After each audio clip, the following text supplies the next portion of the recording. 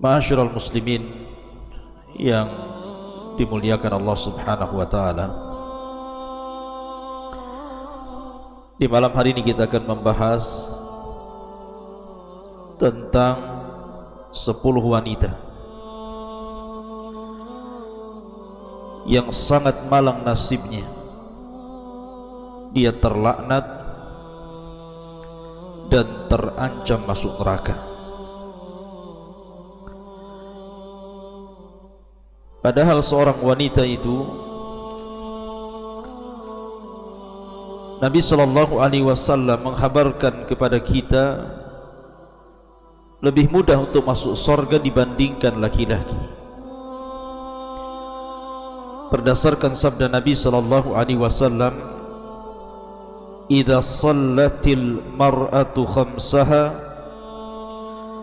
wa shamat syahraha wa ata'at ba'laha wa hafidhat farjaha qila laha udkhulil jannah min ayyi abwabis thamaniyata syi'ti." Apabila seorang wanita berupaya untuk menjaga salat 5 waktunya, menjaga puasa Ramadannya, sangat taat kepada suaminya dan menjaga kehormatannya, maka wanita itu akan dihadapkan kepada 8 pintu sorga dan dikatakan kepadanya, silahkan masuk ke dalam sorga dari 8 pintu sorga yang kau sukai. Artinya bahwa wanita masuk sorga lebih mudah dibandingkan laki-laki. Tapi kenapa pula Nabi SAW ketika diperlihatkan neraka, dia mengatakan, "Ittala'tun nara fa idza aktsara ahliha nisa." Aku diperlihatkan neraka, ternyata kebanyakan para penghuninya adalah kaum wanita. Lalu siapa saja wanita-wanita yang malang nasibnya di akhirat, bahkan terlaknat dan terancam neraka? Ada 10 wanita yang disabdakan Nabi SAW. Siapa saja mereka? Yang pertama, al-mar'atul lati taghdhibu zawjuha. Seorang wanita yang suaminya marah kepadanya, dan itu berdasarkan hadis Abi Hurairah radhiyallahu an. Nabi SAW bersabda, "Idza da'a ar-rajulu imra'atahu ila firashihi fa'abat fabata ghadban 'alayha la'anatha al-malaikatu hatta tusbiha." Rawahul Bukhari.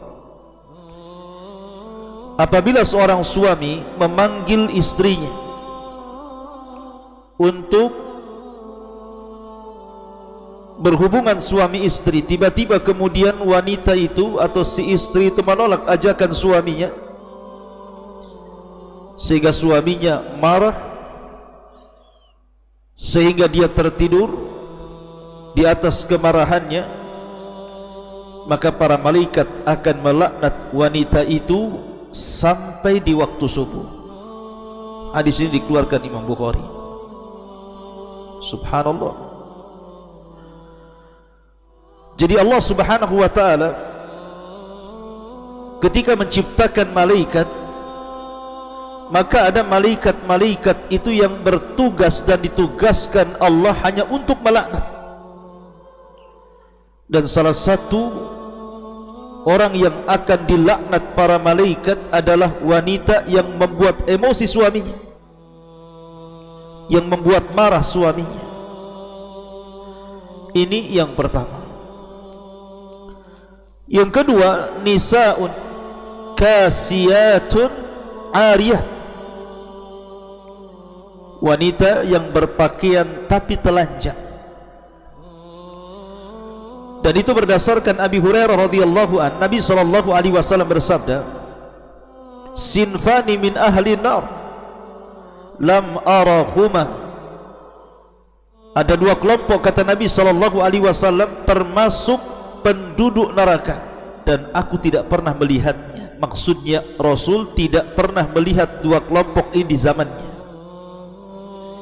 Salah satunya Nabi SAW menyebutkan kelompok ini, wanisaun kasiyatun ariyatun mumilatun ma'ilatun ru'usuhunna ka'asnimatil bukhtil ma'ilati la yadkhulnal jannah wa la yajidna rihaha wa inna rihaha la tujadu min masirati kadha wa kadha. Rawahu Muslim. Seorang wanita yang berpakaian tapi telanjang, maknanya dia berpakaian tapi telanjang. Boleh jadi karena mungkin pakaiannya tidak sempurna, hanya mengandalkan kepada gaya dan mode, mengikuti gaya-gaya barat ataupun gaya-gaya orang-orang fasik, atau mungkin pakaiannya kurang tebal sehingga transparan, atau mungkin pakaiannya terlalu ketat sehingga membuat lengkukan-lengkukan tubuhnya. Itulah yang disebut nisaun kasiyat ariyat, yang berjalan melenggak-lenggok seperti punuk unta yang sedang bergoyang. Wanita ini tidak akan dimasukkan ke dalam sorga, bahkan tidak akan mendapatkan baunya sorga, padahal baunya sorga bisa tercapai dari jarak sekian ke sekian. Hadis ini dikeluarkan Imam Muslim. Ma'asyiral muslimin yang dimuliakan Allah Azza wa Jalla, di zaman Nabi sallallahu alaihi wasallam atau di zaman jahiliyah, ketika Allah Subhanahu wa taala berfirman, wala tabarrujna tabarrujil jahiliyatil ula, janganlah kalian berdandan seperti dandanan jahiliyah. Seperti apa dandanan jahiliyah itu? Ada yang mengatakan bahwa dandanan jahiliyah itu karena mereka ketika memakai kerudung nampak rambut di depannya, kemudian nampak lehernya, kemudian menggunakan anting-anting di kaki ataupun gelang di kaki, sehingga kalau berjalan itu terdengar suaranya. Itulah tabarrujnya jahiliyah.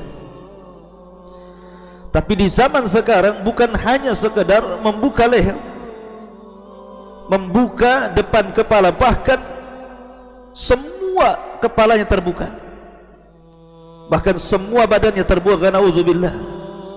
Artinya wanita-wanita seperti ini lebih jahiliyah dibandingkan jahiliyah. Dan itu hanya ada di zaman sekarang, tidak ada di zaman Nabi atau di zaman jahiliyah sekalipun. Dan wanita seperti ini terancam oleh neraka.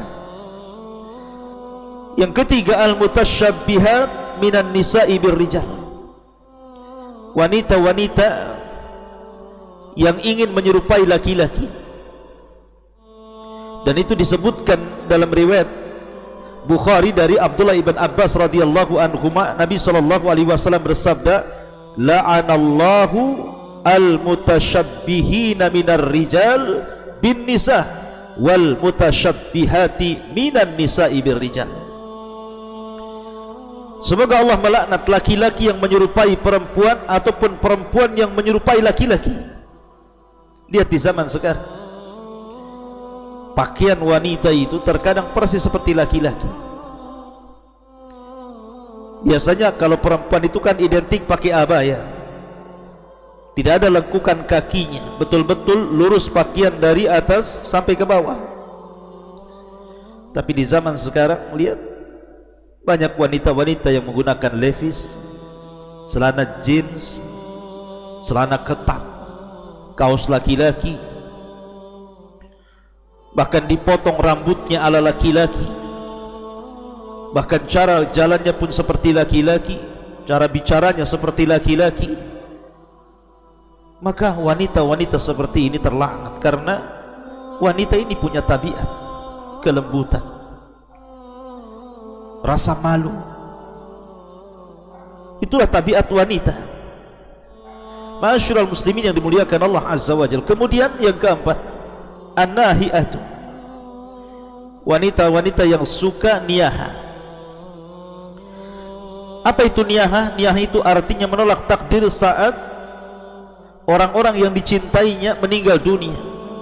Boleh jadi ayahnya meninggal dunia, suaminya meninggal dunia, anaknya meninggal dunia, kemudian dia pun meraung-raung, mengguling-gulingkan badannya, merobek-robek pakaiannya, kemudian berteriak-teriak, menangis kencang, menolak takdir. Itulah naiyah.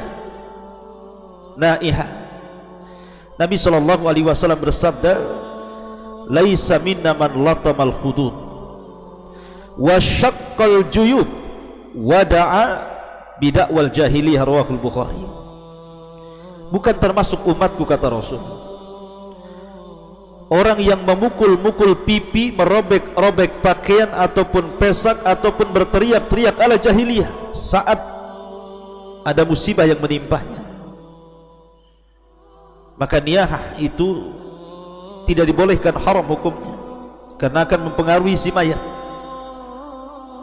karena akan diazab si mayat itu karena niyahahnya atau tangisan ratapannya orang yang hidup. Makanya dahulu ketika Ummu Sulaim meninggal, putranya Abu Talha namanya Abu Umair yang masih kecil, keluarganya menangis. Maka kata Ummu Sulaim mengatakan, keluarlah kalian. Kalau kalian tetap menangis, keluar kalian dari rumah ini. Ma'asyiral muslimin yang dimuliakan Allah Azza wa Jalla. Kemudian yang nomor lima, al-mar'atu al-mubalaghatu fil haddad. Seorang wanita yang sangat keras hati, seorang wanita yang susah memaafkan suaminya, seorang wanita yang kasar, seorang wanita yang justru dia ingin memegang tampuk kekuasaan rumah tangga, seorang wanita yang egois, seorang wanita yang ingin menang sendiri, seorang wanita yang mengajak bertengkar dengan suaminya. Maka seorang wanita seperti ini juga terancam. Ma'asyiral muslimin yang dimuliakan Allah Azza wa Jalla, bahkan terlaknat. Makanya kenapa Nabi SAW mengatakan, apabila seorang suami dan istri bertengkar, harusnya seorang wanita tidak harus melihat salah siapa, dirinya atau suaminya, tapi wanita yang salehah dan wanita penghuni sorga, dia ambil tangan suaminya dan mengatakan, wahai suamiku, maafkan diriku, aku tidak bisa memejamkan mataku sampai kau memaafkan diriku. Jadi jadilah wanita lembut. Kemudian juga yang nomor 6, al-washimatu wal mustawshimah. Nabi SAW mengatakan, la'anallahul washimah wal mustawshimah. Allah melaknat wanita-wanita yang ditato ataupun wanita-wanita yang mentato dan yang minta ditato, dua-duanya dilaknat. Lihat wanita sekarang, konon katanya tato itu untuk memperindah, mempercantik, yang ada tato ini memfitnah, bahkan merusak ciptaan Allah Subhanahu wa ta'ala. Maka wanita-wanita yang ditato dilaknat, terancam masuk neraka. Kemudian yang nomor 7, al-mar'atu al-musta'tirah, wanita-wanita yang suka mengumbar wewangian ke orang lain. Kata Nabi SAW, ayyumam ra'atin ista'tarat thumma kharajat famarrat ala qaumin liyajidu rihaha fahiya zaniyatun. Siapapun wanitanya yang menggunakan wewangian, kemudian dia keluar sengaja ingin memfitnah laki-laki sehingga baunya tercium laki-laki, maka Rasul mengatakan wanita itu seorang pezina. Naudzubillah. Kemudian yang nomor 8, al-mar'atul lati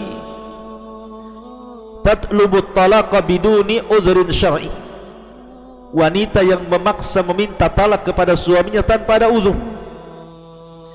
Maka Nabi mengatakan, ayyuma imra'atin sa'alat zawjaha talaqa min ghairi ba'sin faharamun 'alaiha raihatul jannah.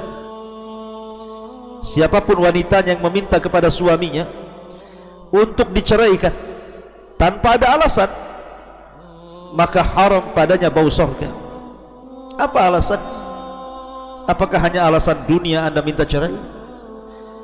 Ketika suami Anda berada di atas dunia, kerja layak, gaji pantas, Anda senang bersamanya. Ketika Allah uji kemudian dengan menganggur dan dia sudah berusaha untuk bekerja tetapi Allah belum beri kesempatan untuk bekerja, tiba-tiba Anda kemudian meminta cerai. Ma'asyiral muslimin yang dimuliakan Allah Subhanahu wa ta'ala, atau alasan yang lain yang bukan alasan syar'i. Kemudian yang nomor 10, yang nomor 9, seorang wanita yang menghena rambutnya dengan warna hitam. Nabi SAW mengatakan, rubahlah uban kalian tetapi jauhi warna hitam. Boleh kita merubah uban-uban yang sudah menumbuh, tapi jauhi warna hitam. Tapi di zaman sekarang, ma'asyiral muslimin yang dimuliakan Allah Subhanahu wa ta'ala, lihat wanita-wanita di zaman sekarang, karena ingin tampil muda, dia pun berani melanggar syariat Allah Azza wa Jalla dan Rasulnya dengan cara mewarnai rambutnya dengan rambut yang hitam. Padahal ini sangat diharamkan dalam Islam. Anda boleh mewarnai dengan warna lain, tapi jangan warna hitam. Kemudian juga yang terakhir, yang nomor 10, wanita-wanita al-muhallalalah, artinya wanita-wanita yang dicerai oleh suaminya talak 3, otomatis tidak bisa kembali kepada suami yang pertama. Dia harus menikah lagi. Tetapi ada wanita-wanita yang kemudian berpura-pura menikah dengan orang lain hanya 1 hari 2 hari kemudian cerai, kemudian ingin kembali kepada suami yang pertama. Maka wanita seperti ini terlaknat, tidak boleh. Kalau dia menikah lagi, ya harus betul-betul menikah menjadi seorang istri. Jangan mencari-cari supaya dia diceraikan dan bisa kembali kepada suaminya yang lama. Tetapi hiduplah seperti layaknya seorang istri. Sampai boleh jadi Allah takdirkan kemudian bercerai karena sebuah alasan, Anda boleh balik kepada suaminya. Tapi kalau Anda kemudian menikah dengan suami yang kedua, kemudian membuat gara-gara supaya cepat dicerai dan bisa kembali kepada suami Anda, maka tidak boleh, haram hukumnya. Dan juga ada tambahan, wanita-wanita yang mencukur halis, wanita-wanita yang menyambung rambut, wanita-wanita yang mengikir gigi, dan banyak lagi wanita-wanita yang nasibnya akan malang pada hari kiamat karena terlaknat dan terancam neraka. Wallahu a'lam bishawab. Ini yang bisa saya sampaikan, mudah-mudahan menjadi ibrah dan peringatan bagi kaum hawa. Subhanakallahumma bihamdika asyhadu an la ilaha illa anta astaghfiruka wa atubu ilaik. Allahu ta'ala alam. Assalamualaikum warahmatullahi wabarakatuh.